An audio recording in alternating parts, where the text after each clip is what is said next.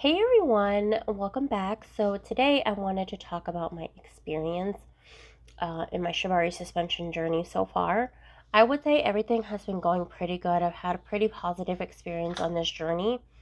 But guys, you have to remember, shibari, you are like consenting to being folded like a pretzel, and you are literally contorting your body.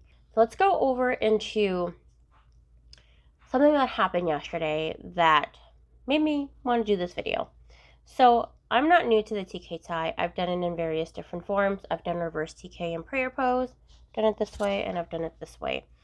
So I did the backwards TK yesterday with my friend Clara, and the first time I ever did this tie was at a play party, and I was suspended with a backwards TK, but I was suspended backwards, and I'll insert a photo.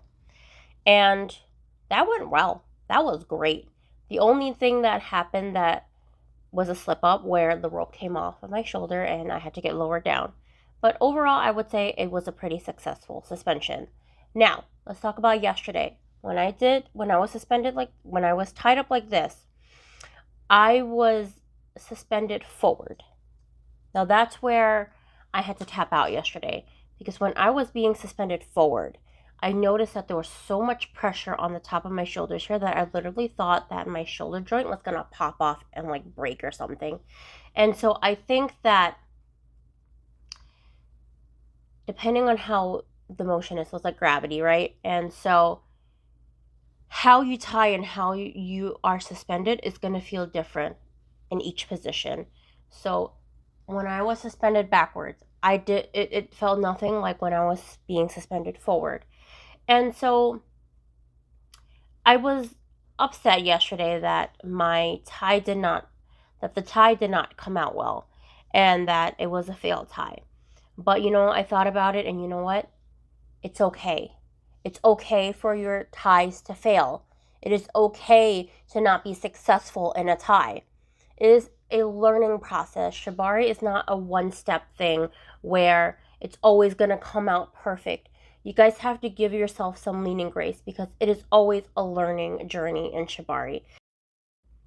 I also just wanted to say that it is not the rigger's fault, and it is also not my fault. Everyone is different. The rigger did a great job in the tie. He did nothing wrong. Sometimes these things happen, and I think that, we just need to work with it. And partially, I do think that it's me. I'm not the lightest bunch in the group, and so I am on the thicker side. And so it does have to do with body weight. And sometimes when you do weigh more, it does put more pressure on your body. And so it's a learning curve, like I said, guys. And I've come a long way since then. And I think that you need to give yourself some saving grace. I think that you just need to go with the flow and just be patient, okay? And just love yourself, all right? Bye, guys.